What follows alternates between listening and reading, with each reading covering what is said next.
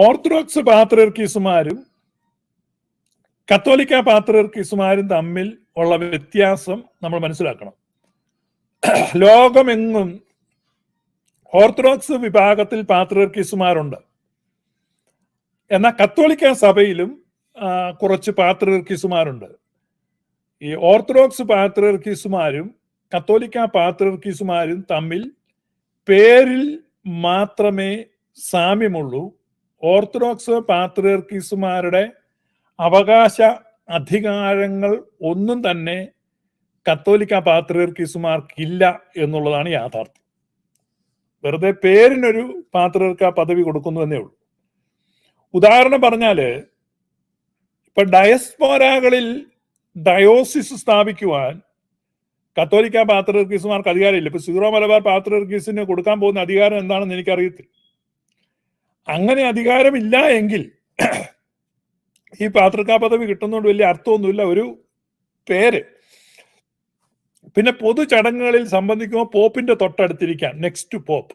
കാരണം പോപ്പ് കഴിഞ്ഞാൽ പോപ്പിന് തൊട്ട് കീഴെയുള്ള സ്ഥാനമാണ് പാത്രിയർക്കീസ് എന്നാണ് വെപ്പ്.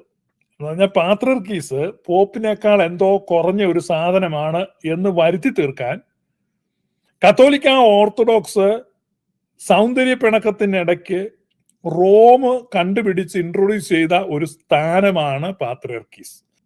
യഥാർത്ഥ പാത്രിയർക്കീസ് അല്ലെന്നർത്ഥം. യഥാർത്ഥ പാത്രിയർക്കീസുമാർ ഓർത്തഡോക്സ് പാത്രിയർക്കീസുമാരാണ്.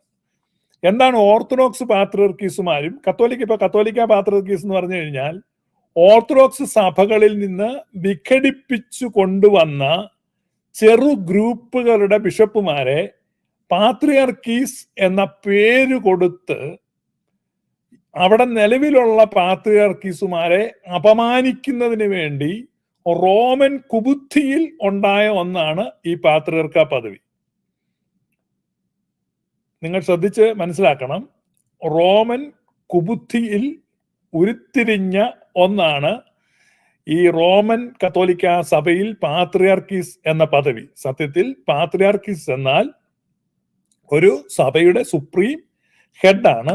റോമൻ പോപ്പും ഒരു പാത്രിയർക്കീസ് ആണ്. കോപ്റ്റിക് പോപ്പും ഒരു പാത്രിയർക്കീസ് ആണ്. എന്നാൽ റോം എന്ത് ചെയ്തു? റോം മറ്റ് സഭകളിൽ നിന്ന് ചെറിയ ഗ്രൂപ്പുകളെ അടർത്തി മാറ്റിയിട്ട് അത്തരത്തിലുള്ള ഗ്രൂപ്പുകളുടെ നേതാക്കന്മാരെ പാത്രിയർക്കീസ് എന്ന പദവി കൊടുത്തു. ഇപ്പൊ ഉദാഹരണം പറഞ്ഞാൽ Maronite church, Coptic Catholic, Chaldean Catholic church, Melkite Greek Catholic, Syriac Catholic. ഇത് സത്യത്തിൽ ഇത് മറോണൈറ്റ് എന്ന് പറഞ്ഞു കഴിഞ്ഞാൽ അത് സുറിയാനി സഭയിൽ നിന്നൊരു വിഭാഗത്തെ അടർത്തി മാറ്റുന്നതാണ് മറോണൈറ്റുകൾ. അതുപോലെ മെൽക്കൈറ്റ് എന്ന് പറഞ്ഞു കഴിഞ്ഞാൽ കാൽസിഡോൺ കോൺഫ്ലിക്റ്റ് വരുമ്പോൾ കുറച്ച് പേര് രാജാവിനെ പ്രഖ്യാപിച്ച് നിന്നതാണ്. അതുപോലെ കോപ്റ്റിക് സഭയിൽ നിന്ന് ഒരു ചെറിയ ഗ്രൂപ്പിനെ ചുരണ്ടി മാറ്റിയിട്ട് ആ ഗ്രൂപ്പിന്റെ നേതൃത്വത്തിൽ വന്ന ബിഷപ്പിനെ പാത്രിയാർക്കീസ് എന്ന സ്ഥാനം റോം കൊടുക്കുകയാണ്. അതാണ് Coptic Catholic patriarch. He's under pope, അതായത് പോപ്പിന്റെ ഒരു താഴ്ന്ന, പോപ്പിന്റെ കീഴിലുള്ള ഒരു സബോർഡിനേറ്റ് മാത്രമാണ്. അപ്പൊ അതുകൊണ്ട് മറ്റ് സഭകളെ പിളർത്തി അടർത്തി ചെറു ഗ്രൂപ്പുകളുമായിട്ട് വന്ന ആളുകൾക്കൊക്കെ തന്നെ റോം കൽപ്പിച്ചനുവദിച്ച ഒരു പദവിയാണ് പാത്രിയാർക്കീസ് എന്ന് പറയുന്നത്. അവരൊരിക്കലും ഓർത്തഡോക്സ് പാത്രിയാർക്കീസുമാർക്ക് തുല്യമാവില്ല. അപ്പൊ ഈ പാത്രിയാർക്കീസുമാർക്ക് അവരുടെ സഭയുടെ liturgy, spirituality, canon law, customs, theological expressions ഇതൊക്കെ നോക്കാൻ പറ്റും എന്നാണ് പറയുന്നത്. പക്ഷെ എപ്പോഴും റോമൻ കാനോൻ ലോയ്ക്ക് സബ്ജക്റ്റീവ് ആയിരിക്കും അവര്. എന്ന് പറഞ്ഞാൽ അവരുടെ സഭയ്ക്കകത്തെ കാനോനുകൾ നോക്കാം. ഉദാഹരണം പറഞ്ഞാൽ ഇപ്പൊ സീറോ മലബാർ സഭയ്ക്ക് ഒരു പാത്രികീസ് വന്ന് ഇവിടെ ഒരാൾക്ക് വിവാഹമോചനം നടത്താൻ പറ്റുമോ, വിവാഹമോചനം നടത്തിയ ആൾക്ക് പുനർവിവാഹം നടത്താൻ പറ്റുമോ, അങ്ങനെയുള്ള കാര്യങ്ങളൊക്കെ അവർക്ക് തീരുമാനിക്കാൻ പറ്റും. പക്ഷേ ഇന്റർനാഷണലി റോമൻ കാനോൻ ലോയ്ക്ക് ഇതരമായിട്ടൊരു തീരുമാനവും അവർക്ക് എടുക്കാൻ പറ്റില്ല. പിന്നെ അവർക്ക് ഞാൻ പറഞ്ഞതുപോലെ തന്നെ ഈ അവരുടെ സഭയെ ഒരു ഗ്ലോബൽ റെപ്രസെന്റേഷൻ അവർക്ക് പറ്റും. അതായത് ആ സഭയുടെ ഒരു കൾച്ചറൽ ഹെഡായിട്ടും സ്പിരിച്വൽ ഫാദറായിട്ടും ഒക്കെ അവർക്ക് നിലകൊള്ളാൻ പറ്റും. ഇത്രയ്ക്കുള്ള പ്രിവിലേജസേ ഉള്ളൂ. പിന്നെ ഈ വലിയ ചടങ്ങുകളിൽ വരുമ്പോൾ പാത്രിയാർക്കീസിന് അടുത്ത വേഷഭൂഷാദികളോടെ പോപ്പിന് അടുത്ത ഒരു സീറ്റ് അവർക്ക് കിട്ടും. ഇത്രയേ ഉള്ളൂ പാത്രിയാർക്ക പദവി കിട്ടുന്നത് കൊണ്ട് കത്തോലിക്ക സഭയിൽ അവരെ സംബന്ധിച്ച് ഉദ്ദേശിക്കുന്നത്. പിന്നെ ഞാൻ ആദ്യം തന്നെ സൂചിപ്പിച്ചായിരുന്നു, അവർക്ക് ബിഷപ്പുമാരെയും വൈദികരെയും ഷെമാശന്മാരെയും ഒക്കെ വാഴിക്കാനുള്ള അധികാരമുണ്ട്. അതുപോലെ തന്നെ അവരുടെ മേൽ ഡിസിപ്ലിനറി ആക്ഷൻ എടുക്കാനുള്ള സംവിധാനമുണ്ട്. അതുപോലെ തന്നെ അവർക്ക് എക്യുമെനിക്കൽ റിലേഷൻസിൽ ഏർപ്പെടാനും ഡയലോഗ്സ് നടത്താനും ഒക്കെയുള്ള അധികാരമുണ്ട്. ഇങ്ങനെയുള്ള അധികാരങ്ങളാണ്. അതിപ്പോഴത്തെ സ്ഥിതിയിൽ സീറോ മലബാർ സഭയെ സംബന്ധിച്ച് അത് ചെറിയ കാര്യമല്ല, വലിയൊരു നേട്ടം തന്നെയാണ്, വലിയൊരു കാൽവെപ്പാണ്. അതുകൊണ്ടാണ് ഞാൻ പറഞ്ഞത്, അങ്ങനെ ഒരു സ്ഥാനം കിട്ടുകയാണെങ്കിൽ നമ്മൾ അവരെ അഭിനന്ദിക്കും. അതോടൊപ്പം തന്നെ ഒരു യഥാർത്ഥ പാത്രിയർക്കീസ് എന്താണെന്നും യഥാർത്ഥ പാത്രിയർക്കീസിനുള്ള അധികാര അവകാശങ്ങൾ എന്താണെന്നും നമ്മൾ മനസ്സിലാക്കണം. അത് നമ്മൾ കൃത്യമായിട്ട് തിരിച്ചറിയണം. ആ ഒരു പാത്രിയർക്കീസിന്റെ അധികാരം അല്ലെ യഥാർത്ഥ പാത്രിയർക്കീസ് ഇവർക്കില്ല എന്നുള്ളതാണ് അതിന്റെ ഏറ്റവും വലിയ അർത്ഥം. കാരണം ഇപ്പൊ ഇവരൊരു പാത്രിയർക്കീസിനെ തെരഞ്ഞെടുത്താലും, ഇപ്പൊ സീറോ മലബാർ സഭയ്ക്ക് പാത്രിയർക്കീസിനെ അനുവദിച്ചു, അവർ പാത്രിയർക്കീസിനെ സിനഡ് തെരഞ്ഞെടുത്താലും പക്ഷേ പോപ്പിന്റെ അനുവാദം, അനുമതി, അംഗീകാരം ഇവ വേണം. അപ്പോ പോപ്പിന്റെ അനുമതിയോടുകൂടെ അല്ലെ അംഗീകാരത്തോടുകൂടെ മാത്രമേ അയാൾക്ക് പാത്രിയർക്കീസ് ആകാൻ പറ്റത്തുള്ളൂ. ഇതിനകത്ത് ഏറ്റവും വലിയത് ഹയസ്റ്റ് ഓണർ നെക്സ്റ്റ് പോപ്പ് എന്നുള്ള ഒരു പൊസിഷനിലേക്ക് ഇവർ ഉയരുമെന്നുള്ളതാണ്. ഇനി അടുത്തതായിട്ട് നമ്മൾ മനസ്സിലാക്കാമാണ് ഓർത്തഡോക്സ് സഭയുടെ പാത്രിയർക്കീസും ആയിട്ട് എങ്ങനെയാണ് ഇവർ വ്യത്യാസപ്പെടുന്നത്. ഇപ്പൊ പൗരസ്ത്യ സഭകൾ എന്ന് പറഞ്ഞു കഴിഞ്ഞാൽ കിഴക്കൻ സഭകളെ എല്ലാം തന്നെ റോം പിളർത്തി ചെറിയ ഗ്രൂപ്പുകളെ അടർത്തി മാറ്റി ആ ചെറിയ ഗ്രൂപ്പുകളുടെ ബിഷപ്പുമാരെ പാത്രിയാർക്കീസ് എന്ന പേര് കൊടുത്ത് റോമിന്റെ കൂടെ അവർ നിർത്തിയിട്ടുണ്ട്. അത് ഞാൻ പറഞ്ഞല്ലോ, അതൊരിക്കലും ഒരു യഥാർത്ഥ പാത്രിയാർക്കീസ് അല്ല. അങ്ങനെ ബൊമ്മ പാത്രിയാർക്കീസുമാരെ റോം ഉണ്ടാക്കിയിട്ടുണ്ട്. Patriarchs have honour but not power.